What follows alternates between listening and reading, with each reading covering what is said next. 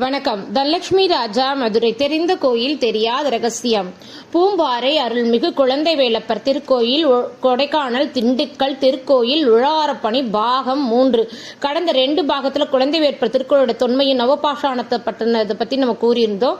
அழகு மிகுந்த இயற்கையான சூழ்நிலையில சற்றும் எதிர்பார்க்காதவர்கள் ஐஸ் வாட்டர் போட தண்ணியில நாங்க கோயில் உழவாரப்பணி செஞ்சது அருமையா குழந்தை போல சிரிச்சுக்கிட்டே வியர்வை வராத நிலையில நாங்க உழவாரப்பணியை ஃபுல்லா செஞ்சு முடிச்சோம்.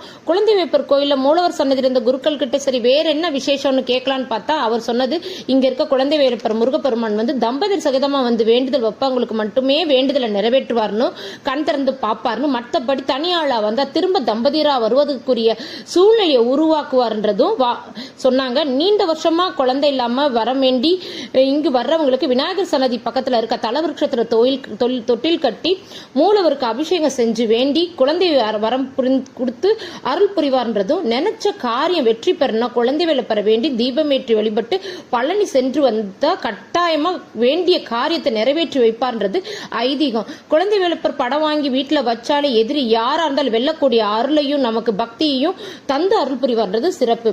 நீண்ட நேரம் ஆச்சு, எங்களுக்கு டீ வரவே இல்லை. என்னடான்னு போய் பார்த்தா அங்க 8 மணிலேருந்து பால் பொங்காம 11 மணிக்கு இந்த பொங்கல் வைப்பாங்க பாத்தீங்களா, அது மாதிரி வச்சு எங்களுக்கு டீ வந்தது.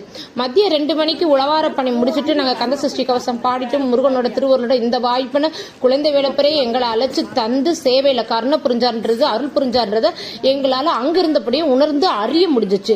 வேன்ல இருந்து கிளம்பி மதுரைக்கு போவோம்னு சொல்லி நம்ம கிளம்புறப்ப 2 வருஷத்துக்கு முன்னாடி நேயர் விருப்பம் மாதிரி மஞ்சுமல் பாய்ஸ் படத்துல குணா கேவ் பார்க்கணும்னு எல்லாருமே சொன்னாங்க.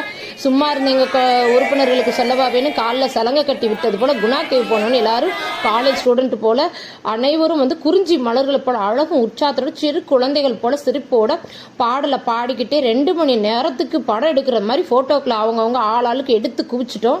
வாழ்க்கையில எத்தனை கவலை வருத்தம் இருந்தாலும் அனைவரும் வயதினை மறந்து கண்ணில் கண்ணீர் வலிய சிரிச்சுக்கிட்டே குணா கேவ்ல இருந்து இருந்ததை வார்த்தையால சொல்லவே முடியாது.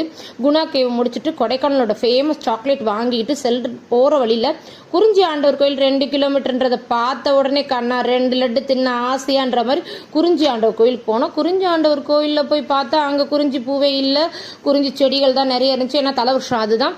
முருகப்பெருமானை அங்க கும்பிட்டுட்டு ஞானப்பழம் கிடைக்காதனால கோபத்துல பூம்பாறையிலேருந்து முருகப்பெருமானுக்கு சேவை செஞ்சுட்டோம். அதனால என்னமோ எங்களுக்கு ஒரு பிளம்ஸ் கூட வாங்குறதுக்கு டைம் இல்லை.